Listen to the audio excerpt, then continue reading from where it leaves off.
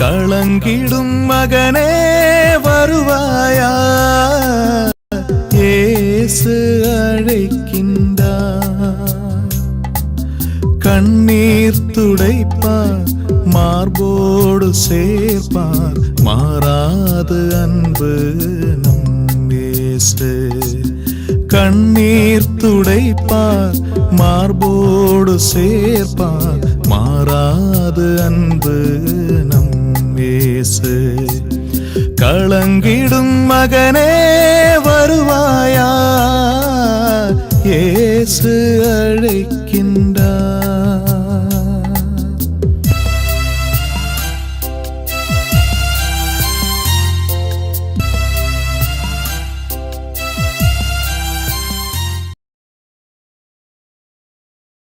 இயேசு கிறிஸ்துக்குள் பிரியமானவர்களே, ஆண்டவராய் இயேசு கிறிஸ்துவின் பரிசுத்தமுள்ள திருப்பெயரிலே நல்வாழ்த்துக்கள். இந்த விடுதலை நேர நிகழ்ச்சி வழியாக உங்களை சந்திப்பதில் நான் மிகுந்த மகிழ்ச்சி அடைகின்றேன். ஆண்டவர் தந்திருக்கிற கிருபைக்காக ஆண்டவருக்கு நான் உளமாற நன்றி கூறுகின்றேன். பிரியமானவர்களே, கடந்த வாரம் கிறிஸ்து பிறப்பை குறித்து நாம் சிந்தித்தோம். அந்த கிறிஸ்து பிறப்பு என்ற விழாவை நாம் மகிழ்ச்சியாக கொண்டாடினோம். அநேகர் செய்தியை கேட்டவர்களும் தன் வாழ்க்கையில் அனுபவித்துக் கொண்டிருக்கிறவர்களும் என்னோடு கூட பகிர்ந்து கொண்டார்கள். அத்தனை பேருக்கும் உள்ளத்தின் ஆழத்திலிருந்து நன்றி செலுத்துகின்றேன். பிரியமானவர்களே, ஆண்டவராகிய இயேசு கிறிஸ்து பிறப்பின் நாட்களில் நாம் சிந்தித்து கொண்டிருக்கிற இந்த காலகட்டங்களிலே அவருடைய இரண்டாம் வருகை குறித்து நாம் சிந்திக்கப்பட வேண்டியது மிக அவசியமாயிருக்கிறது. அவருடைய காரியங்களில் நாம் அதிகமாக கடந்து போகணும். ஆண்டவர் இயேசு கிறிஸ்து நமக்கு கற்றுக் கொடுக்கிற அருமையான காரியங்கள் இது நாம் எடுத்துக்கொள்ள வேண்டும். இறைவசன வார்த்தையின் வழியாக நாம் கடந்து போக வேண்டும். அந்த இறைவசன வார்த்தைகளை இந்த தொலைக்காட்சி வழியாக ஆண்டவர் தானே கொடுக்கும்படியாய் கிருபை செய்து கொண்டிருக்கிறார். ஆண்டவருக்கு நாம் நன்றி செலுத்தணும். இந்த நாளிலும் ஆண்டவர் தருகின்ற செய்தியை நாம் கேட்போம். தூய ஆவியின் வழியாக நமக்கு கொடுக்கின்ற ஒரு செய்தியை நாம் கேட்போம். ஒப்புக்கொடுக்கலாம். எங்களை நேசிக்கிற அன்பின் ஆண்டவரே, இந்த மாலை வேளையிலே எங்களை முற்றிலுமாய் தாழ்த்தி முடைய கரத்தில் ஒப்புக்கொடுக்கிறோம். ஆண்டவரே, மார்த்தாள் மரியாள் என்கிற நிலையை பார்க்கிற பொழுது, மார்த்தாலும் உம்முடைய காரியங்களை செய்தால், மரியாள் உம்முடைய பாதத்தில் அமர்ந்தாள். வார்த்தை கேட்பதற்கு நல்ல பங்கு உம்முடைய வார்த்தையை கேட்பது தானே. அப்படிப்பட்ட வார்த்தையை கேட்பதற்கு எங்களை நாங்கள் அர்ப்பணித்து கடந்து வருகிறோம். நல்ல பங்கை தெரிந்து கொள்ளும்படியாய் கடந்து வருகிறோம். ஆண்டவரே, எங்களை ஆசீர்வதியும். உம்முடைய வார்த்தைகளுக்கு வாழ்வாய் மாறுவதாக, வாழ்வாய் மாறுவதாக. ஆமீன், ஆமீன். பிரியமானவர்களே, இந்த வருடத்தினுடைய கடைசி நாட்களிலே வந்திருக்கிறோம். 2019 வருடத்தினுடைய கடைசி பகுதியில் வந்திருக்கிறோம். டிசம்பர் மாதத்தினுடைய கடைசி பகுதி நாட்களிலே நாம் ஆண்டவர் செய்திருக்கிற ஒவ்வொரு நன்மைகளை நினைத்து பார்க்கணும். ஆண்டவர் செய்த நன்மைகளை நினைத்து பார்க்கணும். அதுதான் இந்த நாட்களே ஆண்டவர் கொடுக்கிறது. ஆண்டவருக்கு நன்றி செலுத்துவோம் என்கிற நிலைத்தான் கொண்டது. ஒவ்வொரு நாளுமே காலையில் எழுந்தவுடனே நாம் அர்ப்பணித்து நாம் கடந்து போகிற பொழுது, காலை முதல் மாலை வரை, இரவு படுக்கிற வரை எத்தனை காரியங்களை ஆண்டவர் செய்திருக்கிறார், அற்புதங்களை செய்திருக்கிறார். அதுக்கெல்லாம் நன்றி செலுத்தணும். இரவு நேரத்தில் நன்ற தூங்கினேன். இப்படியாக இரவும் பகலுமாக நம்மை வழிநடத்துகின்ற, ஒவ்வொரு நாளும் வழிநடத்துகின்ற ஆண்டவர் காரியங்களை பார்க்கணும். இந்த வருடத்தின் துவக்க நாளிலிருந்து இதுவரை ஆண்டவர் செய்திருக்கிற நன்மைகளை கொஞ்ச நேரம் சிந்தித்து உட்கார்ந்து குடும்பமாக ஆண்டவருக்கு நன்றி செலுத்தணும். பிரியமானவர்களே, நாம் பார்க்கிறோம், ஆண்டவருக்கு நன்றி செலுத்துகின்ற காரியங்களை பார்க்கிற பொழுது, ஆண்டவர் 10 தொழுநோயாளிகளை குணப்படுத்தினார். 10 தொழுநோயாளிகளை குணப்படுத்தினார். அதிலே ஒருவர் மட்டும் திரும்பி வந்து ஆண்டவருக்கு நன்றி செலுத்தினார் என்று பார்க்கிறோம். ஆண்டுடைய உள்ளம் எந்த அளவுக்கு அந்த நிலையில் இருக்கும் பாருங்கள். மீதி இருக்கிற 9 பேர் எங்கே என்று கேட்டார். 9 பேர் எங்கே என்று கேட்டார். நான் 10 பேரை எல்லாம் நான் சுகப்படுத்தினேன், மீதி எங்கு 9 பேர், ஒரு மட்டும் வந்திருக்கிறாய் என்று கேட்டார். அன்பானவர்களே, அன்பானவர்களே, அந்த ஒருவர் நீங்களாக இருக்கப்பட வேண்டும். 9 பேரும் வரணும். இங்கே இருக்கிறது அந்த 9 பேர். முதல் 10 பேரிலே ஒருவர் வந்து நன்றி செலுத்தினார். 9 பேர் வரவில்லை. அவருடைய வாழ்க்கையில் மீண்டும் ஏதாவது இடர்பாடுகள், பிரச்சனைகள், நெருக்கங்கள் வராமல் இருக்குமா? அப்பொழுது ஆண்டவர் எப்படி அவர்கள் தேட முடியும்? ஆண்டவர் என்ன சொல்லுவார்? நன்றி செலுத்தினவருக்கு மனமார மீண்டும் நன்மைகளை செய்வார். நன்றி செய்யாதவர்களுக்கு, நன்றி சொல்லாதவர்களுக்கு அவர் எப்படி செய்ய முடியும்? செய்வார். ஆனாலும் மடிக்கடினோடு கொண்டு. என் அன்பானவர்களே, அன்பானவர்களே, நாம் இந்த காலங்களில் நன்றி செலுத்து விழாய் கடந்து வரணும். இந்த நன்றி செலுத்து விழாய் சேர்ந்து வருகிற பொழுது நான் சொல்லுகின்ற எல்லாம் இறைவசன வார்த்தையின் அடிப்படையாக நாம் பார்க்கிற பொழுது ஒவ்வொரு நாளும் நம் நன்றி செலுத்தணும். நம்மோடு கூட வாழ்ந்தவர்கள், நம்மோடு கூட நெருங்கி பழகினவர்கள் அநேகர் இந்த நாளிலே இல்லை, மரித்து போனார்கள். இது ஒரு விபத்திலே, இன்சிடென்ட்லே மரித்து போனார்கள். ஒரு நன்றாக வாழ்ந்திருந்த ஒரு மனிதன் இப்பொழுது கீழே விட்டு போய்விட்டான். ஆனால் நம்மை ஆண்டவர் ஆசீர்வதித்திருக்கிறார். நன்றி செலுத்தணும். திருமணமே ஆகாத நிறைய பேர்கள் உண்டு. ஆனால் நமக்கு திருமணத்தை ஆண்டவர் கொடுத்திருக்கிறார். நன்றி செலுத்தணும். வேலை கொடுத்திருக்கிறார். ஒவ்வொரு காரியங்களையும் நாம் நினைத்து பார்க்கிற பொழுது ஜனவரி அந்த 2019 இதுவரை ஆண்டவர் செய்திருக்கிற எல்லா நன்மைகளும் நினைத்து பார்த்தால் நிறைய ஒரு கட்டுரையும் அப்படியே எடுத்துக்கலாம், லிஸ்ட் எடுத்துக்கலாம். அது சொல்லணும். ஆண்டவர் நன்றியை எதிர்பார்க்கிறார். திருப்பாடல் நீ பார்க்கிற பொழுது திருப்பாடல் 50வது திருப்பாடலே 14வது வசனத்தை நீ படித்து பார்ப்பீர்களானால் அதில் சொல்லுகின்ற ஒரு வசனம், வார்த்தை உண்டு. புனித அங்கே திருப்பாடல் ஆசிரியர் குறிப்பிட 50லே 14வது வசனம், கடவுளுக்கு நன்றி பலி செலுத்துங்கள். கடவுளுக்கு நன்றி பலி செலுத்துங்கள். உன்னதற்கு உங்கள் நேர்ச்சிகளை நிறைவேற்றுங்கள். உங்கள் நேர்ச்சிகளை நிறைவேற்றுங்கள் என்று பாருங்கள். கடவுளுக்கு நன்றி பலி செலுத்துங்கள், உன்னதற்கு உங்கள் நேர்ச்சிகளை நிறைவேற்றுங்கள் சொல்லுகிறார். நேர்ச்சி பொருத்தனையை நிறைவேற்றுங்கள் சொல்லுகிறார். இந்த அநேகர் நம்முடைய வாழ்க்கையிலே பார்க்கிற பொழுது, அன்பானவர்களே, நிறைய பேர் பார்க்கிற பொழுது ஆண்டவர்கிட்ட வேண்டிக்கிடுவாங்க. ஆண்டவரே இது தாங்க, அது தாங்கன்னு சொல்லி வேண்டிக்குவாங்க. இதை செய்யுங்க, அதை கொடுங்கன்னு கேட்டுக்குவாங்க. ஆண்டவரும் மனமிருந்து கொடுப்பாங்க. சொல்லுவாங்க, இப்படி செஞ்சீங்களா நான் ஆண்டவர் அப்படி நான் செய்கிறேன், இப்படி செஞ்சால் நான் அப்படி செய்கிறேன் என்று பெருமையாக பொருத்தனை செய்து கொள்வார்கள். காலங்கள் நிறைவேற்றினா முடிஞ்சு போனால் அது அவ்வளவுதான், போய் மறந்து போயிடுவார்கள். இங்கே சொல்லப்படுகிறது பார்க்கணும், கடவுளுக்கு நன்றி பலி செலுத்துங்கள். ஆண்டவர் உங்களுக்கு நீங்கள் ஜெபம் பண்ணி கேட்டீங்களே, அதற்கு அவர் கொடுத்துட்டாரு, நன்றி செலுத்துங்கள்.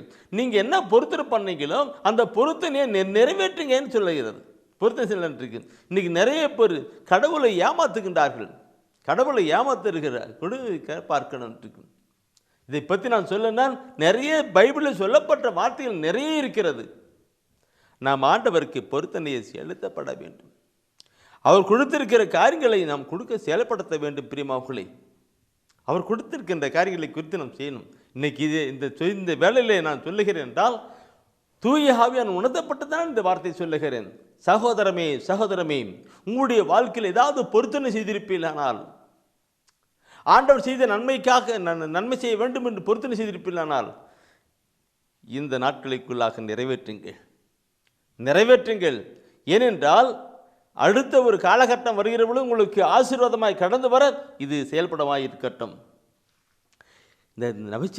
இந்த பொருத்தனை சொல்லுகிற பொழுது சபையுரையாடலில் சொல்லப்பட்டிருக்கிற வார்த்தையை நான் பார்க்கணும். பிரியமானவர்களே, சபையுரையாடலில் தெளிவாக சொல்லப்பட்டிருக்கிறது.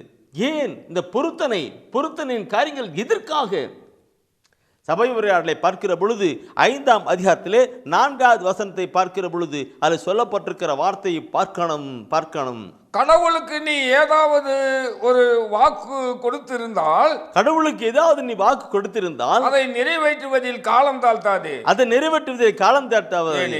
ஏனெனில் பொறுப்பின்றி நடப்போரிடம் அவர் விருப்பம் கொள்வதில்லை. என்ன வாக்குறுதி கொடுத்தாயோ அதை தவறாமல் நிறைவேற்று. அதை தவறாமல் நிறைவேற்று.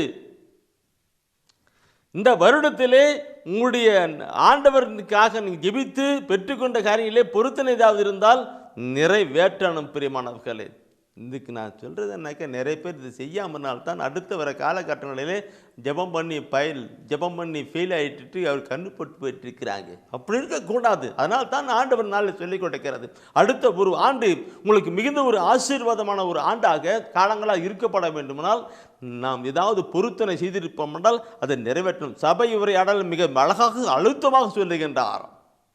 கடவுளுக்கு நீ ஏதாவது வாக்கு கொடுத்திருந்தால் அதை தவறாமல் நிறைவேற்று என்று சொல்லப்பட்டிருக்கிறது. Praise the Lord, praise the Lord.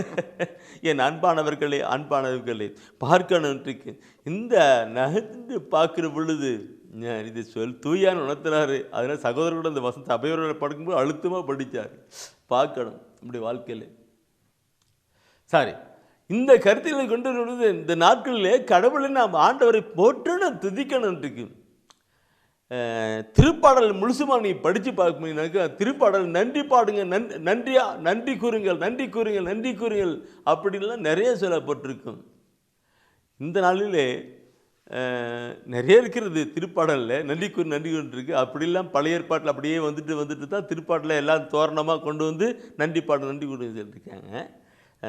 அதில் திருப்பாடல் 103 சொல்லப்படுகின்ற ஒரு அருமையான ஒரு வார்த்தை இருக்கும். இருக்கு 1-2 வசனத்தை படிக்கிற பொழுது இந்த 2வது வசனம் சொல்லப்பட்டிருக்கும், என் உயிரே ஆண்டவரை போற்றிடு. என் உயிரே ஆண்டவரை போற்றிடு. அவருடைய கனிவான செயல்கள் அனைத்தையும், அவருடைய கனிவான செயலை அனைத்தையும் மறவாதே. அவருடைய கனிவான செயல்கள் அனைத்தையும் நீ மறவாதே. பார்க்கணும் என்ன அதில் பார்க்கணும். அவர் செய்திருக்கிற கனிவான செயல்கள், உங்களுடைய வாழ்க்கை கனிவான செயல்கள் எப்படி?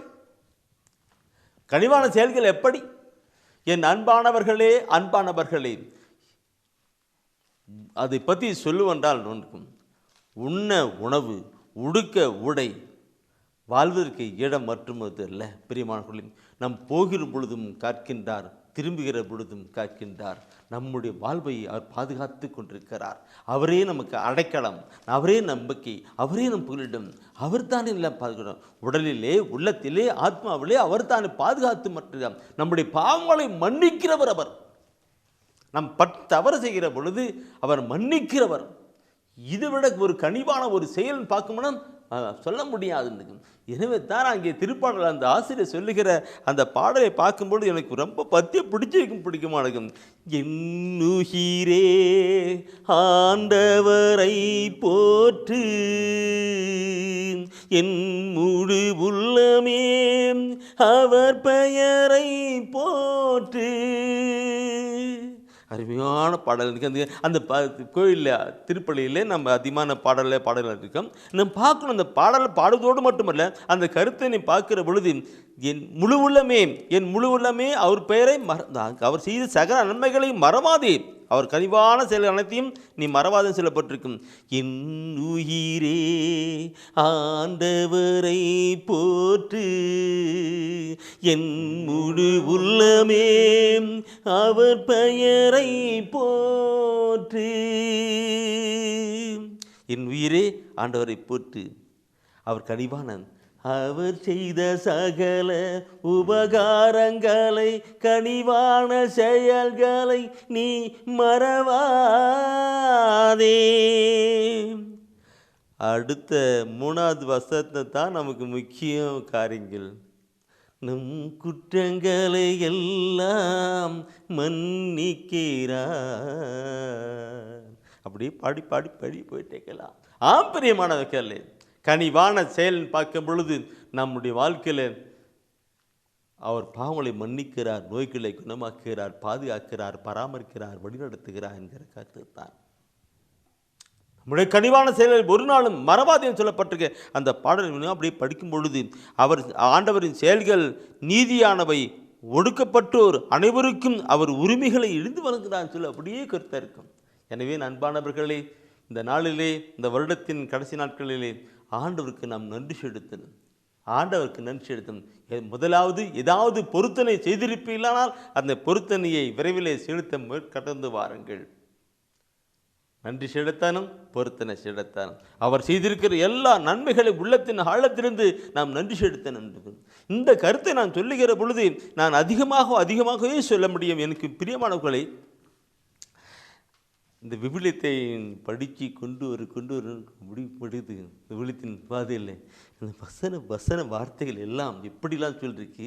ஆனால் நம்முடைய மக்கள் ஏன் இப்படி நன்றி பலின்னாக்க, எதை நன்றி செலுத்தினாக்க, ஏதோ திருப்பலிக்கு நன்றி பலி பூசைக்கு ஒரு பணம் கொடுத்துருவோம், அவ்வளோதான் முடிஞ்சு போச்சு. அது கிடையாது. நல்லது தான், செய்யணும். என் அன்பானவர்களே, அவர் செய்திருக்கிற காரியங்கள் ஒவ்வொன்றும் நினைத்து உள்ளத்தின் ஆழத்திலிருந்து நன்றி செலுத்தணும். என்னை பறித்து நான் பார்க்கிற பொழுது 2 கொரிந்தியரிலே 3ஆம் அதிகாரத்திலே 5வது வசனத்தை புனித பவுலடிகள் சொல்லுகின்ற வார்த்தை என்னுடைய வாழ்க்கைக்கும் என்னுடைய நண்பருடைய வாழ்க்கைக்கும் அப்படித்தான் அமைந்திருக்கிறது.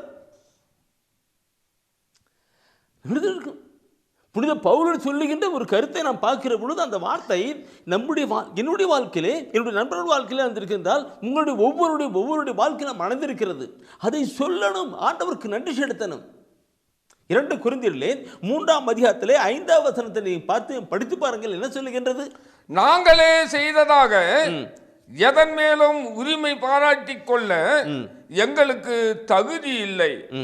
எங்கள் தகுதி கடவுளிடமிருந்தே வருகிறது.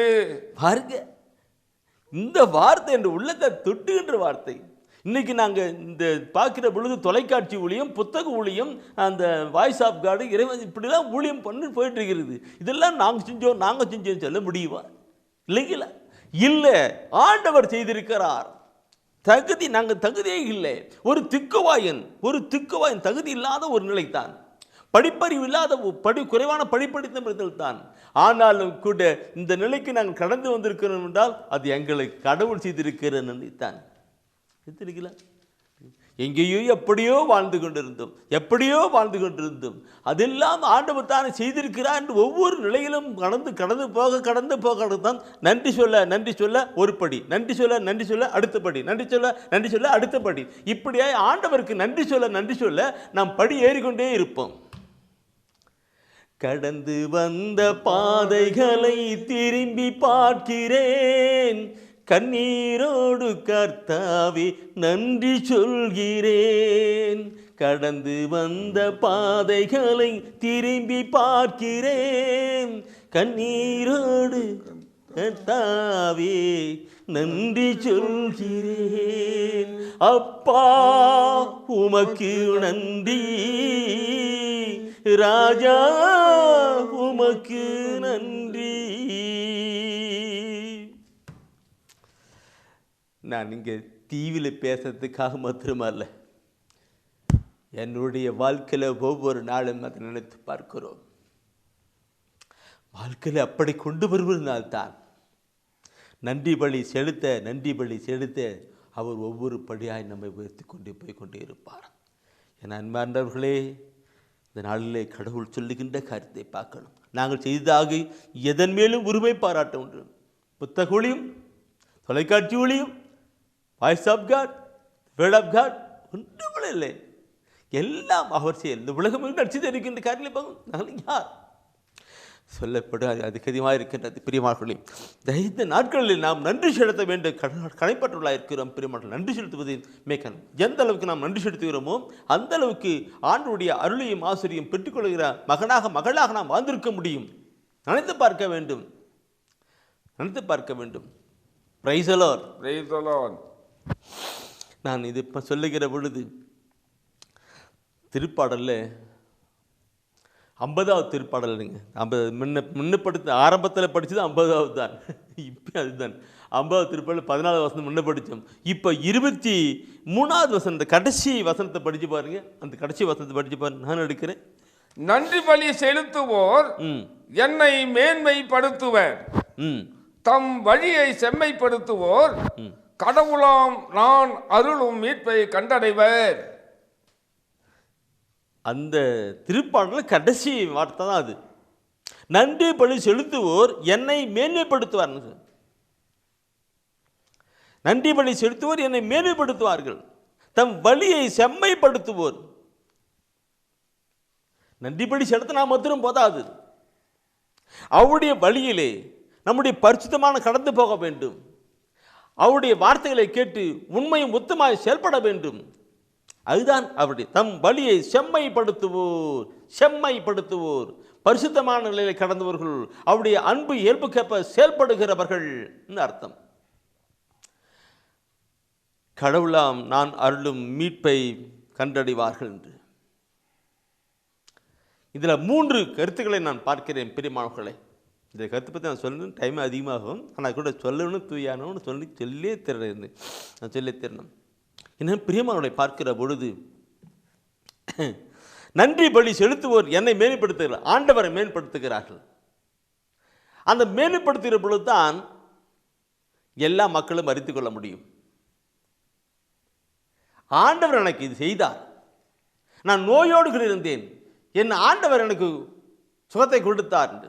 மருத்துவர் அல்ல, மருந்து அல்ல, மருத்துவம் உருவாக்கின அந்த ஆண்டவர் தான் கொடுத்தார் என்று நாம் சொல்லுகிற பொழுது தான், மேம்படுத்துகிற பொழுது தான் ஆகிய மக்கள் அறிந்து கொள்வார்கள். இது எத்தனை சாட்சியம், எத்தனை சாட்சி. நான் வேலை என்று இருந்தேன், வேலை இல்லை, நான் ஆண்டவர் கிட்ட மன்றாடினேன், ஆண்டவனுக்கு நல்ல வேலையை கொடுத்தார் என்று பார்க்கும்போது தான் ஆண்டவர் மேன்மை அடைகிறார். மக்கள் கேட்பார்கள், மக்கள் கேட்பார்கள், கடந்து போவார்கள். மேன்மையடைகிறார். நான் குழந்தை பாக்கியம் இல்லாமல் இருந்தேன், நான் ஆண்டவரிடம் மன்றாடினேன், ஆண்டவர் குழந்தை பாக்கியத்தை கொடுத்தார். இப்படி ஒவ்வொரு கருத்தையும் சொல்லி சொல்லி அவரை மேன்மைப்படுத்தப்பட வேண்டும். The first point. இரண்டாவது பாயிண்ட் என்ன சொன்னா, நீ சொன்னதோடு மட்டும் நிற்கக்கூடாது, உன் வாழ்க்கையிலே அது அவரை காட்டப்பட வேண்டும். வாழ்க்கையில் எப்படி காட்டுவது? அதான் சொல்லுவார், உன் வழியை செம்மைப்படுத்து, தம் வழியை செம்மைப்படுத்துவோர். கடவுள் கொடுத்த கிருபையோடு கூட, அந்த அருளோடு கூட, அந்த ஆசிரியோடு கூட நாம் பரிசுத்தமான ஒரு வாழ்க்கையை வாழ்ந்து கடந்து போகணும். அவருடைய அன்பின் இயல்பு கடந்து போகணும். கடவுளாம் 3வது பாயிண்ட், கடவுளாம் நாம் அருளையும் மீட்பையும் கண்டடைவார்கள் சொல்றது. அடுத்த வருடம் ஒரு ஆசீர்வாதமான ஒரு ஆண்டுகளாக, காலங்களாக நமக்கு இருக்கப்பட வேண்டும் என்றால் இந்த காரியத்தை செய்யப்பட வேண்டும். அவர் பெயரை சொல்லி வழிபடுங்கள். அவருடைய பெயரை சொல்லி வழிபடுகிற பொழுது அந்த பெயருக்குள்ளான ஆசீர்வாதம் நம்முடைய வாழ்க்கைக்கு வருகிறது என்று தான் அங்கே குறிப்பிடுகிறார். அவருடைய பெயருக்கு இம்மானுவேல், நம்ம கிறிஸ்துமஸ் நாட்களை பார்க்கிற பொழுது இம்மானுவேல் பெயரிடுவாங்க. இம்மானுவேல் பார்க்கும் பொழுது ஆண்டவர் நம்மோடு, கடவுள் நம்மோடு கூட. இயேசுவே, இயேசுங்கிற பெயர், இயேசு மீட்பர், நமக்கு மீட்பர். இப்படி அவருடைய பெயரை சொல்லி மன்றாடு வழிபடுகிற பொழுது அந்த பேருக்குள்ள ஆசீர்வாதங்கள் எல்லாம் நம்முடைய வாழ்க்கைக்கு வந்து அனுபவிக்கிறதாக இருக்க முடியும். இந்த 3வது பாயிண்ட் பார்க்கும் பொழுது, அவர் தம் செயல்களை மக்கள் அறிய செய்யுங்கள். அது நேற்றைய தினத்தில் நான் சொல்லியிருக்கிறேன். ஆண்டவர் நமக்கு கொடுத்தார் என்றால் அதை சொல்லணும், மக்களுக்கு மத்தியில் சொல்லணும், அறிவிக்கணும். அது இல்லாதபடி ஏதோ ஒரு மெழுகுபத்தி போய் நன்றி வச்சுட்டு ஒரு மாலை போட்டுட்டோ அல்லது ஒரு திருப்பலி வச்சுட்டு அப்படி இல்லை, செய்யுங்க, நல்லதுதான். ஆனாலும் கூட வசனம் என்ன சொல்லுகிறது? அவர் தம் செயல்களை மக்கள் அறிய செய்யுங்கள். அப்பொழுது அறிய செய்கிற பொழுது தான் மற்ற மக்கள் எல்லாம் அவரண்ட வருவாங்க, ஆண்டிடம் வருவார்கள். மற்ற மக்கள் ஆண்டிடம் வரப்பட வேண்டும் என்றால் நாம் இப்படி செய்த பக்தி முறையில் அல்ல, மாறாக அவரை பற்றி அறிவிக்கணும். அறிவிக்கிற பொழுது தான் அவர் இப்படிதான் செய்தார் வாழ்க்கையில் சொன்ன மக்களுக்கு. இதை நான் பார்க்கிற பொழுதின் பிரிமாக்களே, பிறவி குருடனாய் இருக்கிறவன் பார்வைப்பட்டவுடனே ஊர் உலகமெல்லாம் ஓடி போய் சொல்லுகிறான். பைபிளில் சொல்லப்பட்டிருக்கிறது. பேய் பிடித்தவன் சுகமானான். இயேசு நான் ஆண்டவருக்கு பின்னாடி வருகிறேன் சொல்லுகின்றான். குணமானான், ஆண்டு பின்னாடி சொல்றான். இல்லை நீ போய் சொல்ற. அவன் ஊர் உலகமெல்லாம் போயிட்டு எல்லாம் சொல்லுகிறான். சொன்ன நிறைய எனக்கு. அப்பதான் எல்லா மக்களும் ஆண்டவரை தேடி வந்தார்கள். என் அன்பானவர்களே, நம்முடைய வாழ்க்கையை பார்க்கணும். இதை பற்றி நான் சொன்னேன். இந்த பாடம் இந்த 105 பாடம் படிச்சிங்களா, அது 114வது கூட தயவுசெய்து எடுக்கணும். 111 முதல் வசனத்தை எடுத்து படித்து பாருங்க. அதில் ஒரு கருத்து சொல்லிட்டு இருப்பார். வார்த்தைகளை பார்க்கணும். ஹல்லேலூயா, ஹல்லேலூயா. நெஞ்சார ஆண்டவருக்கு நன்றி செலுத்துவேன். நெஞ்சார ஆண்டவருக்கு நன்றி செலுத்துவேன். நீதிமான்களின் மன்றத்திலும் நீதிமான் மண்டலத்திலும் சபையிலும் அவருக்கு நன்றி செலுத்துவேன். எங்க சொல்லப்பட்டிருப்ப, எங்கெல்லாம் நன்றி செலுத்துவேன் சொல்லப்பட்டிருக்கா பாருங்க. இன்றைக்கு அல்லது நெஞ்சார ஆண்டவருக்கு நன்றி செலுத்துவேன். எங்கே செலுத்துவார்? நீதிமான்களின் மன்றத்திலும் சபையிலும் அவருக்கு நன்றி செலுத்துவேன். சபையில் மக்கள் மத்தியிலே சொல்லணும், நன்றி செலுத்துவேன். அப்போ நன்றி செலுத்துவேன் சொல்லுகிற பொழுது எல்லா மக்களும் கேட்பாங்க அனுவாங்கட்டுக்கு. ஆம் அன்பானவர்களே, பெரியமானவர்களே, நம்முடைய வாழ்க்கையில் அப்படிப்பட்ட ஒரு கருங்களை கொண்டு வரணும். என் உள்ளத்தில் இந்த இறைவசன வார்த்தையெல்லாம் பிடிக்கிற பொழுது நாம் நம்முடைய மக்கள் எப்படி வாழ்ந்து கொண்டிருக்கிறோம் என்பதை சிந்திக்க வைக்கிறது, கண்ணீர் விட வைக்கிறது, அழுது புலம்பிக் கொண்டு இருக்கிற காரியமாக இருக்கிறது. அதையே உங்கள் மத்தியில் சொல்ல வேண்டியதாகவும் வைக்கிறார் அவர். என் அன்பானவர்களே, பார்க்கணும். இந்த வசனத்தை பார்க்கும் பொழுது என் அன்புக்குள்ளே நம்முடைய வாழ்க்கையிலே பல பிழைகள், பிரச்சனைகள், போராட்டங்கள் வந்து கொண்டு தான் இருக்கும். ஒவ்வொன்றும் நம்முடைய வாழ்க்கையில் சொல்லணும். நன்றி செலுத்தணும். நன்றி செலுத்த ஒவ்வொரு படி ஏற்பட்டே போயிட்டே இருப்பார். ஆண்டவருடைய கிருபையும் நமக்கு வந்துக்கிட்டே இருக்கும், நன்றிக்கிட்டே இருக்கும். அவர் நம்மை பாதுகாத்துட்டே இருப்பார். நன்றி நடந்த உள்ளம் நம்முடைய வாழ்க்கையில் சில வேளையில் நாம் பார்க்கிறோம். உதாரணத்துக்கு, நான் யாருக்காவது ஒரு உதவி செய்தேன், யாருக்காவது அவருடைய நிலையை கண்டு நான் உதவி செய்தேன். அவர்கள் எனக்கு மீண்டும் நன்றி செலுத்தவில்லை, தேங்க்ஸ் சொல்கிறதுக்கு வரல, உதவ நன்றி கலந்த வாழ்க்கை வாழவில்லை, எனக்கு உதவி செய்தான்னு சொல்லப்படவில்லை. அப்படி நிலையில் வாழ்ந்தார்னால் என்னுடைய உள்ளம் எப்படி இருக்கும்? என் உள்ளத்தை விடுங்க, உங்கள் உள்ளம் எப்படி இருக்கும்? சாதாரண மனிதர்களாகிய நம்முடைய உள்ளம் இப்படி இருக்கும் பொழுது அந்த அன்பான கடவுளுடைய நிலை எப்படி இருக்கும்? நாம் நன்றி செலுத்தணும். இந்த வருடத்தின் கடைசி நாட்களிலே நாம் நன்றி செலுத்த கடந்து வரணும். இதை கேட்டுக்கொண்டிருக்கிற என் அன்பு சகோதரமே, இப்போ மணி 7 to 7:30 செய்தி கேட்டுக்கிட்டீங்க. இந்த நாளில் உங்கள் குடும்பமாக உட்காருங்க. கணவன், மனைவி, பிள்ளைகள் எல்லாரும் உட்காருங்க. ஆண்டவர் செய்திருக்கிற ஒவ்வொரு நன்மைகளை நினச்சி பாருங்க. ஆண்டவரே எனக்கு நன்றி, ஆண்டவரே நமக்கு நன்றி செலுத்தேன்னு சொல்லி ஒவ்வொரு கருத்துக்காக உங்களுடைய பையன் சொல்லி நன்றி அவங்க எல்லாரும் சொல்லி நன்றி செலுத்துங்க. அடுத்த வருடம் உங்களுக்கு ஒரு ஆசீர்வாதமான ஒரு ஆண்டுகளாக இருக்கும் என்பதிலே சந்தேகமில்லை. உங்கள் அடுத்த ஆண்டு ஆசீர்வாதமான ஆண்டாக இருக்கப்பட வேண்டுமென்றால் நன்றி பலி செலுத்துங்கள். நன்றி செலுத்துங்கள். மற்றவர்களுக்கு அதை அறிவியுங்கள், சொல்லுங்கள்.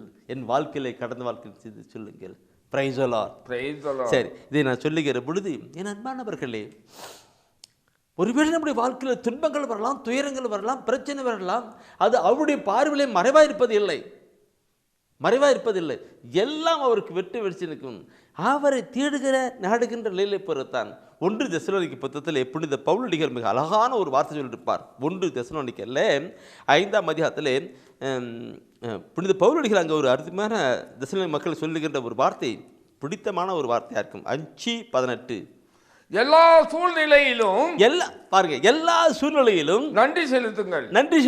உங்களுக்காக கிறிஸ்து இயேசு வழியாய் கடவுள் வெளிப்படுத்திய திருவுளம்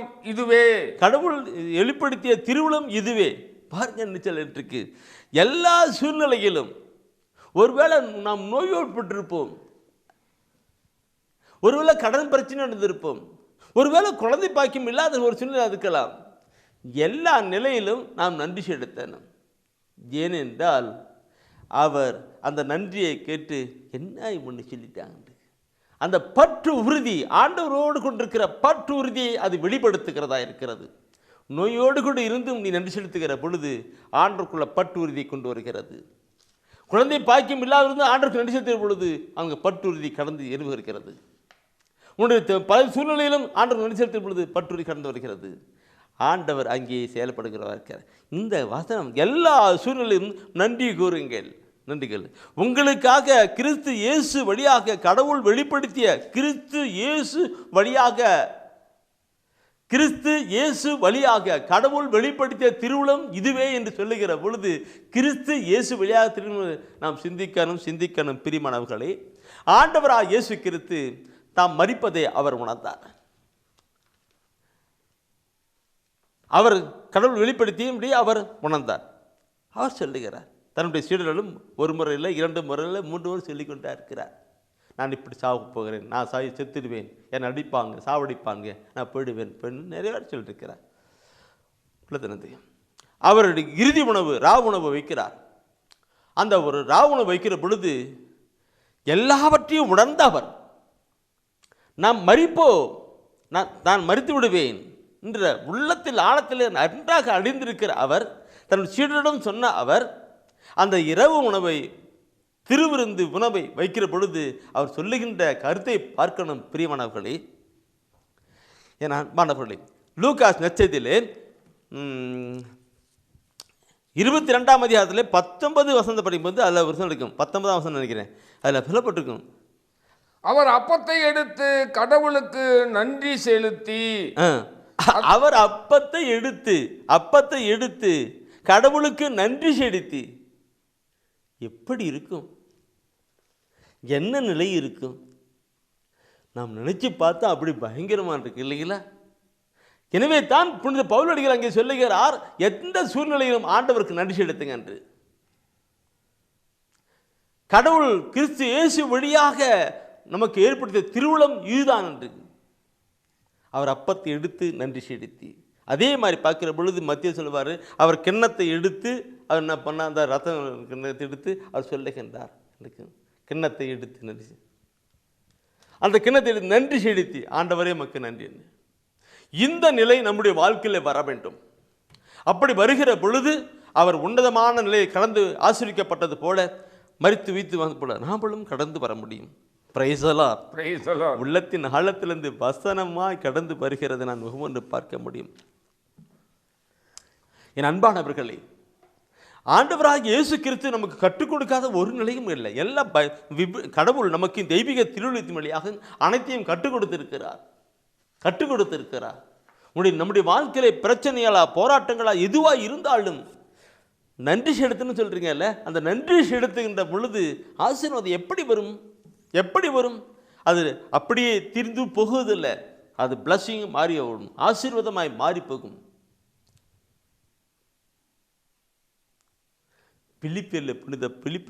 புனித பவுலடிகள் பிலிப்பியரில் எழுதிய திருமுகத்தில் 4ஆம் அதிகாரத்தில் ஒரு 6ஆவது வசனம் சொல்லிட்டு போகிறேன். 6ஆவது வசனம், அந்த வசனம் எனக்கு ரொம்ப பிடிச்சமான வசனம். எல்லா வசனமும் பிடிச்சிது, ஆனால் இந்த நிலையில் தூயான் உணர்த்துகிறத பாருங்க. பிலிப்பியர் 4ஆம் அதிகாரத்தில் 6ஆவது வசனம் சொல்லுவார். என்ன சொல்லுவாருன்னு இருக்கு, எதை பற்றியும் கவலைப்பட வேண்டாம், ஆனால் நன்றியோடு கூடிய இறைவேண்டல் மன்றாட்டு ஆகிய அனைத்தின் வழியாகவும் கடவுளிடம் உங்கள் விண்ணப்பங்களை தெரிவியுங்கள். நன்றியோடு கூடிய நன்றியோடு. அண்ணா, அக்கா, நன்றியோடு கூடண்ணா, நன்றியோடு கூட அக்கா, எப்படிக்கா சொல்ல முடியும்? ஆண்டவரே, என்னை நோயை குணமாக்க போறீர், அதுக்காக நன்றி செலுத்துகிறேன். ஆண்டவரே, என் மகளுக்கு திருமண காரியத்தை ஆசிரிக்க போறீர், அதுக்காக நன்றி செலுத்துகிறேன். ஆண்டவரே, என் கடன் பிரச்சனை மாற்ற போறீங்க, அதுக்காக நன்றி செலுத்துகிறேன். ஆண்டவரே, என்னுடைய நல்ல ஒரு வேலையை கொடுத்துட்டீங்கன்னு சொல்லி நன்றி செலுத்துறது. இப்படி சொன்னா அவர் என்ன பண்ணுவார்? என்னடா இது, இப்படி கெட்டு சொல்லிப்பட்டாங்களே, நன்றி செலுத்திட்டாங்களேன்னு சொல்லிட்டு அவர் கண்டிப்பாக கொடுத்து தருவார். எனவே தான் அந்த அடுத்த வசனத்தை பார்க்கும் பொழுது என்ன வசனம் சொல்லுது? அடுத்த வசனத்தை போகுது. அந்த அடுத்த வசனம் பார்த்தினாக்க பிலிப்பியர் 4:6 பண்ணுது, நன்றியோடு கூட ஆண்டவரை எனக்கு நீ நல்ல ஒரு வேலை கொடுத்தமைக்காக நன்றி செலுத்துகிறேன். வேலையே இல்லை, வேலை கொடுத்ததுக்காக நன்றி செலுத்துகிறேன். ஆண்டவரே, எனக்கு ஒரு குழந்தை பாக்கியத்தை கொடுத்துக்காக நன்றி செலுத்துகிறேன். இப்படியில் நன்றியோடு கூட விண்ணப்பங்களை அமைக்கிற பொழுது அங்கிருந்து என்ன பதில் வருமா? அப்பொழுது அறிவெல்லாம் கடந்த இறை அமைதி கிறிஸ்து இயேசுவோடு இணைந்துள்ள உங்கள் உள்ளத்தையும் மனத்தையும் பாதுகாக்கும். பாங்க, உள்ளத்தையும் மனதையும் பாகம். அறிவெல்லாம் கடந்து எப்படி நடந்ததுன்னு தெரியல, இந்த வேலை எப்படி கிடைச்சுன்னு தெரியல, இந்த கடன் பிரச்சனை எப்படி மாறிச்சு எனக்கு தெரியல. இதுதான் அறிவெல்லாம் கடந்த இறை அமைதி. அனுபவிங்க சகோதரமே, அனுபவிங்க சகோதரமே. பார்க்கணும் இதுக்கு ஆண்டவர் இயேசு சொல்லிக் கொடுக்கறது சொல்லிக்கொண்டிருக்கோம். இப்போ நன்றி அறிவிச்சு சொல்றது இருக்குல்ல, இது எப்படி இயேசுவே சொல்லிக் கொடுக்கிறார். இயேசு ஆண்டவர் சொல்லிக்கிறார். மார்க் 11:24 சொல்லுகிற பொழுது, நீ ஜெபம் செய்ய எதெல்லாம் நீ ஜெபிக்கிறையோ அதெல்லாம் பெற்றுக்கொண்டோம் என்று விசுவசிங்க. அதெல்லாம் மார்க் 11:24 சொல்லுவாரு. நீ எதெல்லாம் ஜெபத்தில் எதெல்லாம் கேட்கிறையோ அதெல்லாம் பெற்றுக்கொண்டோம் என்று விசுவசி. அப்போ விசுவசிக்கிற பொழுது நன்றி நீ சொல்லுவீங்க சொல்லுவார். எனவே நண்பானவர்களே, நம்முடைய வாழ்க்கையில் ஆண்டவருக்கு நாம் நன்றி செலுத்துகிற பொழுது அவரை அனுபவிக்கின்ற மகளாக இருக்க முடியும். உலக நிலையிலே கடை இல்லை. ஆண்டவர் எப்படிலாம் நன்றி செலுத்த சொல்கிறார், எந்த வழியெல்லாம் நன்றி செலுத்தி பார்க்கணும். நாளிலே என் அன்பானவர்களே பார்க்கணும். இந்த நன்றி செலுத்துறது பார்க்கும்போது திருப்பாடல் நிறைய திருப்பாடல் அப்படியே நன்றி செலுத்தி இருப்பார். அந்த திருப்பாடல் 136வது திருப்பாடல் எடுத்து நீ படித்து போனாக்க அதில் 1லிருந்து 26 வசனம். அதை திருப்பாடல் நானும் எடுத்து படிக்க பார்க்கணும். நான் எடுத்துப்பேன். நான் தூயார் உணர்த்த அப்படியே எடுத்து கொடுக்கறது தானே இருக்கும். அதில் திருப்பாடல் 136 நீ பார்த்தினாக்க முதல் வசனத்தை படிச்சு போவோம். 136 ஆண்டவருக்கு நன்றி செலுத்துங்கள் ஏனெனில் அவர் நல்லவர் என்றென்றும் உள்ளது அவரது பேரன்பு. என்றென்றும் உள்ளது ஆண்டவருக்கு நன்றி செலுத்துங்கள் ஏனெனில் அவர் நல்லவர், என்றென்றும் உள்ளது அவரது பேர் அன்புன்னு சொல்லிட்டு அது கீழே நீங்க ஒவ்வொன்று படிச்சுருந்தீங்களா படிச்சு பார்ப்பீங்களானாக்க நன்றி செலுத்துங்கள்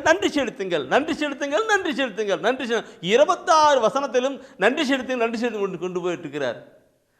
ஏன் அப்படி சொல்றாரு? அந்த திருப்பாடல் ஆசிரியரோடு கூட நானும் இணைந்து உங்களோட கேட்டுக்கொள்ளுகிறேன். சகோதரமே, நன்றி செலுத்துகிற பொழுது ஆண்டவரை நாம் அனுபவிக்கின்ற ஒரு மகளாக இருக்க முடியும். நன்றி செலுத்த முடியும். அது நன்றி செலுத்து ஒவ்வொரு வசனம் படித்து பார்க்கணும். இன்னைக்கு எல்லா மக்கள் பைபிள் எடுக்கல. அது இன்னைக்கு பயங்கர வைராக்கியம், பாரம், தாகம் எடுத்து படித்து பார்த்தானா எனக்கு நானும் ஒரு காலத்தில் எடுக்காமல் இருந்தேன். எடுத்துட்டு படித்து பார்த்தானா எப்படி இணையன்ற ஒரு கருத்து நமக்கு வந்துகிட்டு இருக்கிறது. திருப்பாடல் 136 சொல்லுகிறார், நன்றி செலுத்துங்க ஆண்டவரை. அதை பண்ணும் ஆண்டவருக்கு நன்றி செலுத்துங்கள் ஏனெனில் அவர் நல்லவர், என்றென்றும் உள்ளது அவரது பேரன்பு. Price the Lord. உள்ள பொங்கி வருகிறது. எசேக்கியேல் புத்தகத்தில் ஒரு வார்த்தையை ஆண்டவர் காண்பிக்கிறார். எசேக்கியேல் புத்தகம் 18ஆம் அதிகாரம் 31வது வசனத்தை, எசேக்கியேல் 18:31 வசனத்தை காண்பிக்கிறார். ஆண்டவரே என்ன சொல்றீங்க தெரியல, சொல்லுங்க. எனக்கு எதிராக நீங்கள் இழைத்த குற்றங்கள் அனைத்தையும் விட்டுவிடுங்கள், புதிய இதயத்தையும் புதிய மனத்தையும் பெற்றுக்கொள்ளுங்கள். அருமையான 2 பாயிண்ட்கள், 2 கருத்து, பயங்கரமான வியப்புக்குரிய 2 கருத்துக்கள் கொடுத்திருக்கிறாங்க. ஒன்று, எனக்கு எதிராக நீங்கள் இழைத்த குற்றங்கள் அனைத்தையும் விட்டு விடுங்கள். கடந்த நாட்களிலே செஞ்சிருக்கிற எல்லா தப்பு தவறு பாவ அக்கிரமத்தெல்லாம் விட்டு விடுங்கள். அடுத்தது இங்கே கொடுக்கிறாரு, புதிய இதத்தையும் புதிய மனதையும் பெற்றுக்கொள்ளுங்க சொல்லுகிறார். ஒரு புதிய மனுஷனாக புதிய மனுஷியாக நீங்க வாழுங்க. இந்த அருமையான இந்த கருத்தை மாத்திரம் சிந்திக்கிறது பொழுது எப்படி இருக்கும் பாருங்கள். கடந்த காலத்தில் எப்படி நடந்து போச்சு, எப்படியோ வாழ்ந்துட்டீங்க. எனக்கு விரோதமாக, மக்களுக்கு விரோதமாக, உன்னுடைய உடலுக்கு விரோதமாக எப்படிலாம் தப்பு தவற பாவம் வாழ்ந்துட்டீங்க. இதெல்லாம் விட்டு ஒடிங்க. அடுத்தது இங்கே என்ன சொல்றாரு, ஒரு புதிய மனுஷனாக வாழ்வதற்காக புதிய இதத்தையும் புதிய மனதையும் பெற்றுக்கொள்ளுங்க, ஒரு புதிய மனுஷனாக வாழுங்க இந்த புதிய வருடத்திலிருந்து சொல்லிக் கொடுக்கிறார். அன்பானவர்களே, எந்த கருத்து ஆண்டவர் சொல்லுவதின் கருத்தையும் பார்க்கும் பொழுது இந்த கருத்தை வசனம் பாரு, எசேக்கியேல் அவர் சொல்லப்பட்டிருக்காரு. இங்கே ஏசாயா புத்தகத்தில் கூட ஏசாயா இறைவாக்கின வழியாக ஒரு கருத்து சொல்லியிருக்கிறார். ஏசாயா இறைவாக்கின வழியாக ஒரு கருத்து சொல்லியிருக்கிறார். அது பார்க்கும் பொழுது அதன் முற்பகுதியை பார்க்கணும் போது இந்த ஏசாயாவில் 43ஆம் அதிகாரத்தில் 18வது வசனத்தை படித்து பாருங்க. அது சொல்லப்பட்டிருக்கு, முன்பு நடந்தவற்றை மறந்து விடுங்கள், முற்கால நிகழ்ச்சி பற்றி சிந்திக்காதீர்கள். 2 பாயிண்ட் என் சகோதரர் படிக்கும்போது கையுக்கு ஆடி படிக்கிறார். பார்க்கணும் பிரியமானவர்களே, முன்பு நடந்தவற்றை மறந்து விடுங்கள். ஃபர்ஸ்ட் பாயிண்ட், மறந்து விடுங்கள். 2வது என்ன சொல்லப்பட்டிருக்கு, முற்கால நிகழ்ச்சியை பற்றி சிந்திக்காதீர்கள். நீ சிந்தனை பண்ணனாக்க அந்த சிந்தனை தொடர்ந்து போய்கிட்டே இருக்கும். சிந்தனை தொடர்ந்து போயிட்டு இருக்கும். அப்போ ஆண்டவர் உங்களுக்கு அதனால தான் ஆண்டு சொல்றாரு, முக்கால் நிகழ்வை பற்றி சிந்திக்காதீங்க. ஒருவேளை உங்களுடைய வாழ்க்கையில் ஒரு பிரச்சனையோடு கூட வாழ்ந்துக்கிட்டு இருக்கலாம், அதுவே நினச்சிக்கிட்டு இருக்காதீங்க. கடன் பிரச்சனையாக இருக்கலாம், குடும்பத்தை சமாதானம் இல்லாமல் இருக்கலாம், அதை பற்றி நினச்சிட்டு இருக்க வேண்டாம். அதெல்லாம் விட்டு விடுங்க. நீ கண்டு வந்தாங்க, நான் முன்பு நடந்தவற்றை மறந்து விடுங்கள், முற்கால நிகழ்ச்சியை நினைத்து வேண்டாம் சொல்றார். அப்படி சொல்லி அடுத்தது அந்த 13வது வசனத்தை பார்க்கும்போது முதல் தலைப்பு சொன்ன, இதோ புதிய செயல் ஒன்றை செய்கிறேன் என்று சொல்லிக்கிட்டு இருக்கிறார். எல்லாம் price the Lord, praise the Lord. ஆண்டவர் சொல்லுகின்ற ஒரு அருமையான வார்த்தையை கேட்கணும் சகோதரமே. ஆண்டவர் சொல்லுவது என்ன, நாட்களிலே கடந்த முன்ன நாம் பார்த்தோம், எனக்கு எதிராக நீங்கள் இழைத்த குற்றங்கள் பாவங்கள் அனைத்தையும் நீங்க இனி விட்டுவிடுங்க ஃபர்ஸ்ட் சொன்னார். இங்கே 2வது நமக்கு சொல்லிக் கொடுக்கிற கருத்து, முன்பு நடந்தவற்றை மறந்து விடுங்கள், முற்கால நிகழ்ச்சி பற்றி சிந்திக்காதீர்கள். 3 கருத்துக்கள் கடந்த காலத்தை பற்றி படுத்தன்னு சொல்லியிருக்கிறார். இந்த புதிய வருடத்தில் ஆண்டவர் சொல்லுகிறது என்ன, புதிய இதயத்தை நீங்களும் புதிய மனதையும் பெற்றுக்கொள்ளுங்க, ஒரு புதிய மனுஷனாக நீ வாழுங்க, அப்பொழுது உங்களுக்குள்ளாக புதிய செயல் தோன்றும் என்று சொல்லிக்கிறார். என் அன்பானவர்களே, நாம் இதை சிந்தித்து நாம் கடந்து வரணும். இந்த கருத்துக்களை உள்ளத்தின் ஆழத்தில் நிறுத்துங்க. இன்னைக்கே மற்ற கடந்த காலத்தில் நடந்த நிகழ்வுலாம் நினைச்சு பாடுங்க. ஒருவேளை ஆண்டவருக்கு விரோதமாகவோ மற்ற பாவம் செய்தால் மறந்து இதெல்லாம் மன்னித்து பாட்டு விட்டுடுங்க. முன்பு நடந்தது ஏதோ நிகழ்வு நடந்திருக்கும். முன் கணவன், உன்னுடைய மனைவி அல்லது உன்னுடைய எதிர்ப்பாக இருக்கிறவங்க ஏதோ செஞ்சிருக்கலாம். எல்லாம் மறந்துடுங்க. முற்கால நிகழ்ச்சி அதை பற்றி சிந்திக்க வேண்டாம். அந்த பகமையான காரியங்களை சிந்திக்கவே வேண்டாம், வெறுப்பான காரியங்களை சிந்திக்கவே வேண்டாம், இடப்பான காரியங்களை சிந்திக்கவே வேண்டாம், அதை பற்றி சிந்திக்கவே வேண்டாம். இதை விட்டுடுங்க. ஒரு புதிய இதயத்தையும் புதிய மனதையும் கொண்டு வாங்க, ஒரு புதிய மனுஷனாக வாழ கடந்து வாங்க, அப்பொழுது உங்களுடைய வாழ்க்கையில் புதிய செயல்கள் தோன்றும் என்று கொண்டு விடுகிறார். இந்த 2 வசனங்களையும் படைத்து பார்க்கிற பொழுது என் அன்பானவர்களே, இப்பொழுது நீங்கள் ஒருவேளை நீங்கள் நினைத்து கொண்டு இருக்கலாம், என்ன நினைக்கின்றோம் இப்படி நினைக்கிற பொழுது மாறலாம் நினைக்கிறேன், ஆனால் மாற முடியலையே, நல்லவளா ஆகினா தான் நினைக்கிறேன், ஆனால் முடியலையே என்று சொல்லுகிற அநேக சகோதரி உண்டு. சில சகோதரி நான் பேசுகிற ஆழ்மை கொடுக்கும்போது, பிரதர் அந்த பாவத்தை எல்லாம் விட்டுடலாம் தான் நினைக்கிறேன் பிரதர், முடியல பிரதர், அதை பற்றி நினைக்கக்கூடாது, எல்லாம் போட்டலாம் சரி அப்படி நினைக்கிறேன் பிரதர், ஆனால் கூட வந்துடுது பிரதர். இந்த கருத்துக்களை நான் பார்க்கணுன்ட்டு இல்லைங்களா? அப்போ நான் பொண்ணுக்கு எனக்கு இந்த நிலை நமக்கு இந்த இதயத்திலிருந்து மறக்கவே முடியல பிரதர். அவங்க செஞ்சதெல்லாம் சொன்னதெல்லாம் செஞ்சதெல்லாம் நடந்தெல்லாம் என் இதயத்தில் மறக்கவே முடியாது பிரதர். எப்படி மறக்க முடியும்? இப்படிப்பட்ட நிலைகள் நமக்கு வந்து கொண்டிருக்கும். இது இயல்பு, மனிதனுடைய இயல்பு. ஆனால் மனித இயல்புக்கு அப்பாற்பட்டு கடவுளுடைய இயல்புக்கு நாம் கடந்து போகணும். ஒரு மறுபடியும் பிறக்கிற ஒரு மனிதனுக்கு அந்த மனித இயல்பு போய்விட்டு கடவுளுடைய இயல்பு வந்துவிடுன்னு சொல்லுகிறது. இந்த கருத்தை எங்கேயே நாம் பார்ப்போம் என்றால், ஒரு மறுபடியும் புதிய மனிதனாக பிறக்கிற நிலையை பார்க்கும் பொழுது நாம் பார்க்க என்றால், இந்த மறுபடியும் பிறப்பதை பற்றி நான் டிவியில் கொடுத்துருக்கேன். மறுபடியும் பிறந்தால் அன்றி நீங்கள் விண்ணத்துக்கு போக முடியாதுன்னு சொல்லி கொடுத்துருக்கிறேன். நீங்கள் முடித்தா அந்த செய்தியை யூடியூப்பில் மதா டிவியில் கொடுக்குற செய்தியெல்லாம் யூடியூப்பில் பிரதர் செல்வநாதன் போட்டேன்னாக்க அது கடந்து வரும். யூடியூப்பில் பிரதர் செல்வநாதன் போட்டு நீ பார்த்தினாக்க மாதா டிவியில் கொடுத்துருக்க செய்தியெல்லாம் அதில் போட்டிருக்கிறேன். எல்லா செய்தியும் பார்க்கலாம். நீ பார்க்கறது மாத்திரமல்ல, மற்றவங்களுக்கும் சொல்லுங்கள் சகோதரமே, மற்றவர்களுக்கும் சொல்லுங்க, அவங்களும் பார்க்கட்டும். இன்றைக்கி நான் சொல்கிறது வாய்ஸ் ஆஃப் காட்ன்ற ஒரு இது தினந்தோறும் இறை செய்தி, இறைவார்த்தை அதை வாட்ஸ்அப்பில் போயிட்டே இருக்குது. வாட்ஸ்அப்பில் தினமும் வாட்ஸ்அப் இறை செய்தி வாட்ஸ்அப் செயலில் போயிட்டே இருக்குது. உங்களுக்கு வேணும்னு தான் அந்த நம்பரில் பதிவு பண்ணலாம். அதே மாதிரி பார்க்கும்பொழுது தினமும் இறை செய்தி வாய்ஸ் ஆஃப் கார்டில் போயிட்டுருக்குது. நீங்கள் அது தமிழில் இங்கிலீஷ் ரெண்டுத்துலேயும் போயிட்டுருக்குது. நீங்கள் மற்றவங்க சொல்லுங்கள், அவங்களுக்கு சப்ஸ்கிரைப் பண்ண சொல்லுங்கள். வாய்ஸ் ஆஃப் கார்டை நீ சப்ஸ்கிரைப் பண்ணிட்டீங்கன்னாக்க வாய்ஸ் ஆஃப் காட் செல்வநாதன் போட்டிங்கனாக்க அதில் வரும்.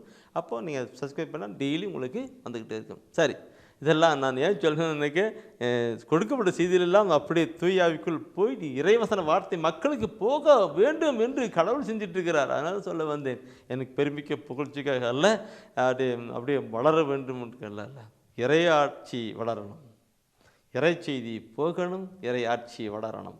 சரி, இப்போ நான் பார்க்குற பொழுது நம்முடைய வாழ்க்கையில் இருக்கிற எல்லா விதமான பழைய நிலைகள் எல்லாம் மறந்து போகணும், எடுத்து போகணும். இந்த நிலையை கொண்டு வருவதற்கு எப்படி நடக்கும்? எசேக்கியேல் புத்தகத்தில் 36ஆம் அதிகாரத்தில் 26ஆம் வசனத்தை நீ படிப்பில்லை, ஆனால் எசேக்கியேல் புத்தகத்தில் 36ஆம் அதிகாரத்தில் 26ஆம் வசனத்தை படிப்பிலான், 36ல் 26ஆம் வசனம் படிப்பிலான அது சொல்லப்பட்டிருக்கிற வார்த்தை பார்க்கணும். நான் உங்களுக்கு புதிய இதயத்தை அருள்வேன், புதிய ஆவியை உங்களுக்குள் புகுத்துவேன், உங்கள் உடலில் இருந்து கல்லான இதயத்தை எடுத்துவிட்டு சதையாலான இதயத்தை பொருத்துவேன். சதையாலான இதயத்தை நான் பொருத்துவேன் சொல்லியிருக்கிறார். பார்க்கணும் பிரியமானவர்களே, அப்பன்னு ஒன்று இருக்கு. அந்த எப்பவுமே நினைவெல்லாம் அப்படியே நினைக்கிறத அந்த இதயத்தை தூக்கி எரிஞ்சிட்டு, பலவிதமான பாவ நிலையில் இருக்கிற இதெல்லாம் தூக்கி எரிஞ்சிட்டு ஒரு புதியத்தை நான் தருவேன்னு சொல்லி கொடுக்குறா. இந்த புதியத்தை சொல்லிக்கிறேன், இந்த புதிய இதயத்தை நான் தருவேன்னா புதிய வார்த்தைக்கும் அவருக்கு சொல்லுகிறான் கருத்து எனக்கு. அப்படி வருகிற பொழுது என்ன நடக்கணும், வாழ்க்கை மாறிக்கும். இதை திருப்பாடல் ஆசிரியரில் திருப்பாடலை பார்க்கும்போது தாவீது பாடு சொல்லுவார். எனக்கு திருப்பாடல் 50 அந்த 51 பார்க்கும் பொழுது அவர் அங்கே சொல்கிற அறிவாக கருத்து இருக்கும். எனக்கு அந்த இப்பட்ட நிலையை எனக்கு கொடுங்க ஆண்டவரேன்னு அவர் கேட்பார். அவர் யார் அது இப்படிப்பட்ட இதயத்திலிருந்து மாற்றுங்க கொடுங்கன்னு சொல்லிட்டு அவர் கேட்பார். நாம் எடுத்து படித்து பார்க்கணும் பிரியமாக்குள்ளே. அதில் சொல்லுவார்ன்ட்டுக்கு 51 10வது வசனம், கடவுளே தூயதோர் உள்ளத்தை என்னுள்ளே படைத்தருளும், உறுதி தரும் ஆவியை புதுப்பிக்கும் ஆவியை என்னுள்ளே உருவாக்கியருளும். பாருங்க, என்னுள்ளே உருவாக்கியெல்லாம் அவர் மண்டாடுறாரு. அந்த பழைய சிந்தனை எல்லாம் அவர் தப்பு நடந்துட்டார். அந்த நினைவே எப்போ பாரு வந்துட்டே இருக்குது. ஆண்டவரே இதெல்லாம் மறக்கணும் ஆண்டவரை தான் அவர் ஜெபம் பண்ணிருப்பார்.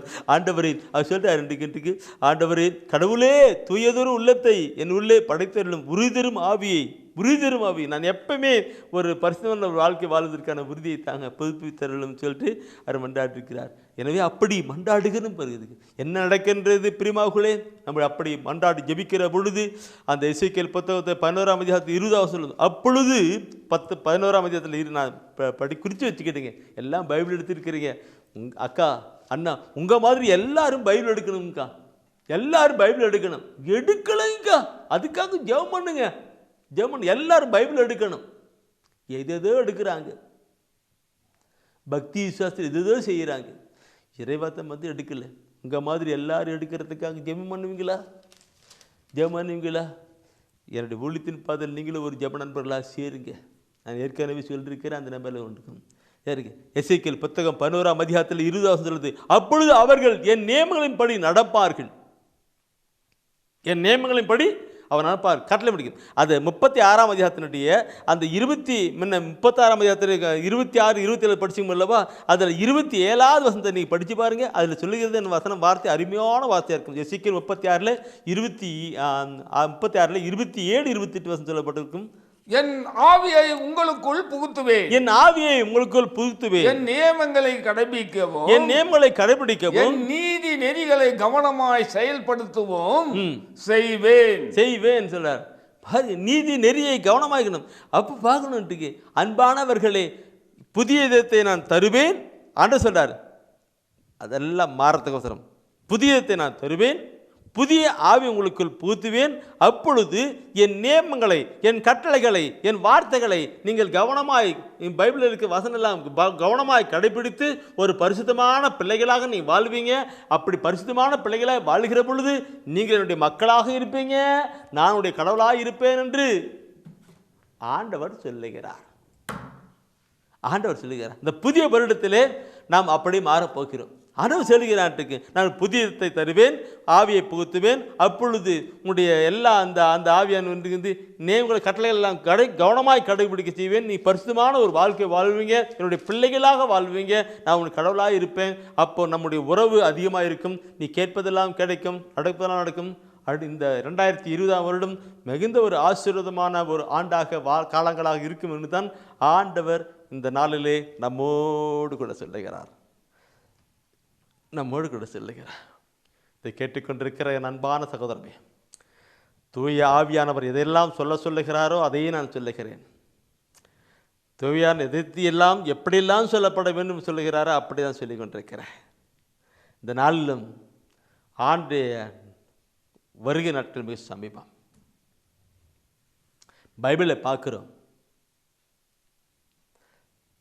நோவா காலத்தில் இருந்து போல மக்கள் உண்டும் குடித்தும் பெண் கொண்டும் கொடுத்தும் வாழ்ந்து கொண்டே இருப்பாங்க. வெள்ளம் வந்து அழிக்கிற வரைக்கும் யாருக்கும் உணரலேன்னு சொல்லுவார் மத்திய 24 அதிகாரத்தில். உண்டும் குடித்தும் பெண் கொண்டும் பிடிக்கொடுத்தும் ஜாலியாக இருப்பாங்க, சிந்தனையே இல்லை. வெள்ளம் வந்து அழிறுவதுக்கு யார் உணர்வு? ஆனால் அதே வருதான் இந்த நாளில் கடவுளுடைய வருகை மிக சமீபமாக இருக்கிற இந்த காலகட்டத்திலே நாம் கடந்து போகணும் பிரியமானவர்களே. இதற்கு என் அன்பானவர்களே, உங்களை நம் ஒவ்வொருவரையும் கடவுள் பயன்படுத்துகிறவராக இருக்கிறார்.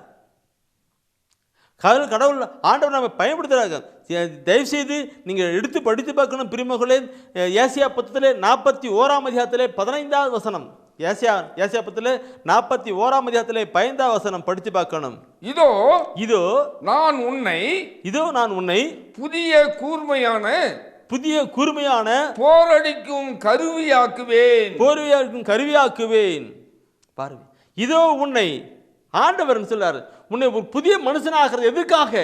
புதிய மனுஷனாக மாற்றுவது எதற்காக? நீ மலைகளை போரடித்து நொறுக்குவாய், குன்றுகளை தவிடு பொடியாக்குவாய். என்ன நண்பர் அப்படி பார்க்கணும் பெரியமார்களே, அடிச்சு நொறுக்கிறதுக்காக தான் கடவுள் இப்படிப்பட்ட ஒரு காரியங்களை கொடுத்திருக்கிறார். இதோ உன்னை நான் புதிய கூர்மையான போரடிக்கும் கருவி நிற்கும். அப்படி என்ன அர்த்தம் நிற்கும்? ஆத்துமாக்களை அறுவடை செய்கின்ற ஒரு கருவியாக நீ மாறணும், ஒரு வல்லமையால பிரசங்கியாய் மாறணும், ஆணுடைய வார்த்தைகளை எடுத்திருக்கிற ஒரு மகனாக மாறணும். இன்னைக்கு பார்த்துனாக்க ஊடகங்கள் இருக்கிறீங்களா, தொலைக்காட்சி ஊடகங்கள்லாம் பார்த்தோன்னாக்க பயங்கர ஊடகத்தின் காரியங்களை பார்க்கும்போது இந்த வாட்ஸ்அப் யூடியூப்லாம் பயங்கர ஊடக செயல்கள் நிறைய இருக்குது. தொலைக்காட்சி இருக்குது, அதெல்லாம் அதிக பயன்படுது. இதெல்லாம் எதற்காக? இறையரசப்பட்ட நற்செய்திக்காக. இதை கேட்டுக்கொண்டிருக்கிற என் அன்பான சகோதரமே, நான் உங்கள் வழியாக அநேக ஆத்துமாக்களை கொண்டு வரப் போகிறீர்கள். கொண்டு வருவதற்கு ஆர்டர் செய்கிறார். நீ ஒரு போரடிக்கின்ற கருவியாக மாறுவாய். ஆண்டவனை பயன்படுத்துவார். சாதாரணமான ஒரு நிலையில் இருக்கிற நீங்கள் இந்த ஆஃபீஸில் வைக்கின்ற அந்த வாட்ஸ்அப் செல் வச்சுட்டு இருக்கிறீங்க, அதை வச்சு நிறைய பேருக்கு மெசேஜ் அனுப்புவீங்க, இறைவசன வார்த்தை அனுப்புவீங்க, ஆண்டுடைய வசன வார்த்தை அனுப்புவீங்க. முடிஞ்சா என்னுடைய வசன வார்த்தை கேட்டதை கூட நீங்கள் அப்படியே நீங்கள் அனுப்பி வைக்கலாம், செல்ல அனுப்பி வைக்கலாம். உங்களால் முடிஞ்சு சொல்லுங்க, எங்களோட தொடர்பு கொள்ளுங்க. அப்படி நாங்கள் அதுக்கான காரியங்களை சொல்லி தருகிறோம், நடப்பிக்கிறோம். இறைவசன வார்த்தைகள் பார்க்கிறோம். நீ இதோ நான் உன்னை புதிய கூர்மையான போரடிக்கும் கருவியாக உன்னை ஆக்குவேன், நீ அடித்து ஒடிப்பாய், நடுப்பாய், செய்வாய் என்று அங்கே ஆண்டவர் சொல்லுகின்றார். ஆம் பிரியமானவர்களே, 2000 இந்த காலங்களுக்காக ஜெபிக்கணும். மத்தேயு 9ஆம் அதிகாரத்திலே 37 38 வசனம் சொல்லுவது என்ன? பிரியமானவர்களே, பிணைவானவர்களே, மத்தேயு 9 37 38 வசனம் எது? அப்பொழுது அவர் தம் சீடரை நோக்கி, அறுவடை மிகுதி, வேலையாட்களோ குறைவு. ஆகையால் தேவையான வேலையாட்களை தமது அறுவடைக்கு அனுப்பும்படி அறுவடையின் உரிமையாளரிடம் மன்றாடுங்கள் என்றார். அறுவடையின் உரிமையாளரிடம் மன்றாடுங்கள்.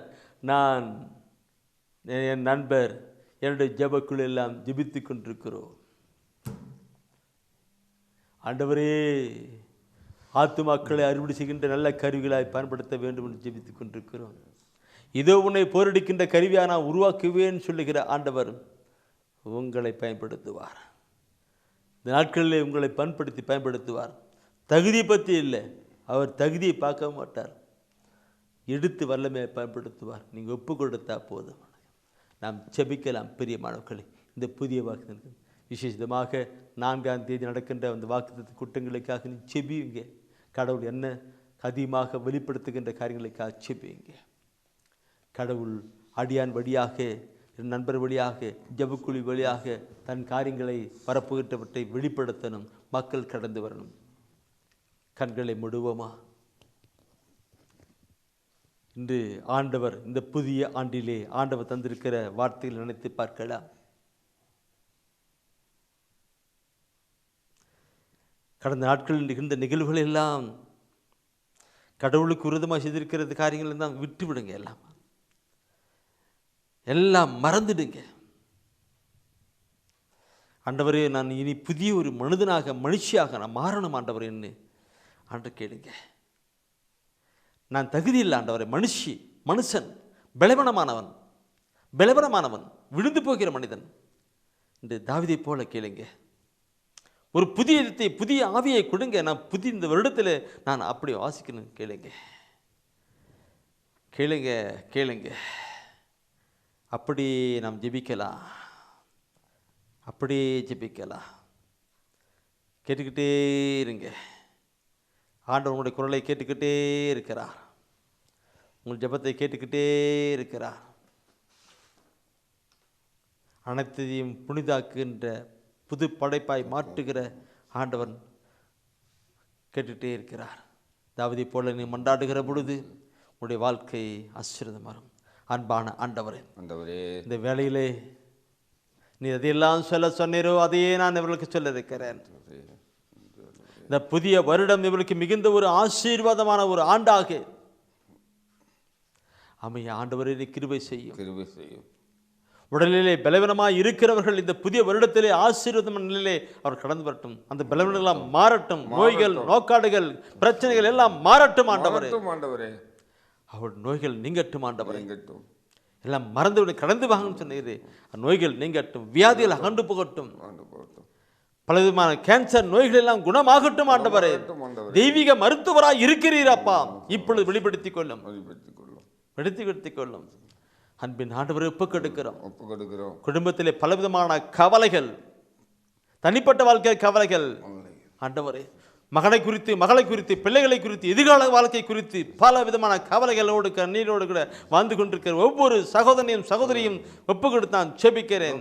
இந்த புதிய வருடம் அவளுக்கு ஆசீர்வாதமான ஒரு ஆண்டாக, அவர் தேவையெல்லாம் சந்திக்கப்படுகிற ஆண்டாக, அவருடைய துக்கம் எல்லாம் சந்தோஷமாய் மாறுகிற ஆண்டாக, நான் புதியன செய்வேன் சொல்லுகிறவர் அப்படியே செய்வீராக. அவரை புதிய இதத்தையும் புதிய ஆவியும் தருவேன் சொன்னீர் ஆண்டவரே. அதனை செய்யுங்க ஆண்டவரே, அதை செய்யுங்க ஆண்டவரே. ஒரு புதிய ஆவியை கொடுங்க. உம்முடைய மகளாக வாழ்ந்திருக்க கிருபை பண்ணுங்க ஆண்டவரே.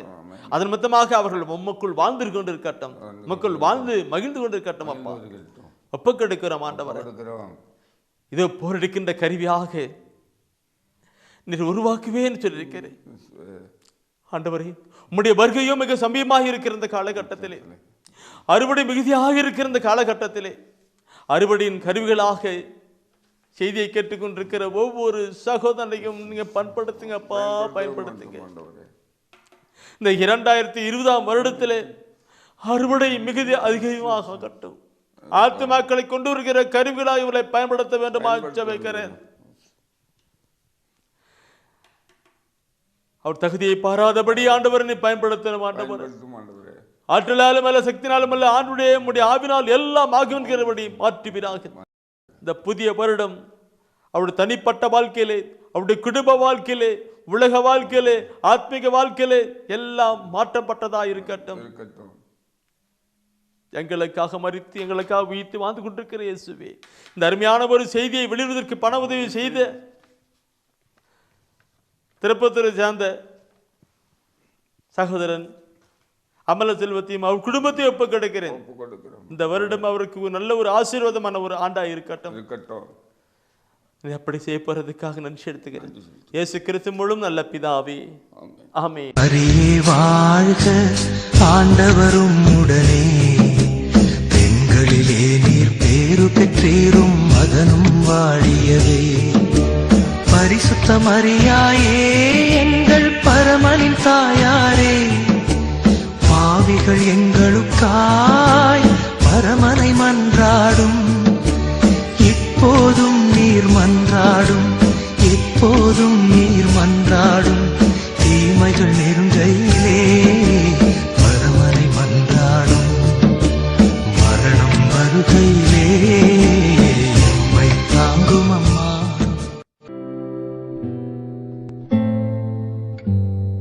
தெய்வ ஒளியும் ஒளியும் என்ற மாத இதழ்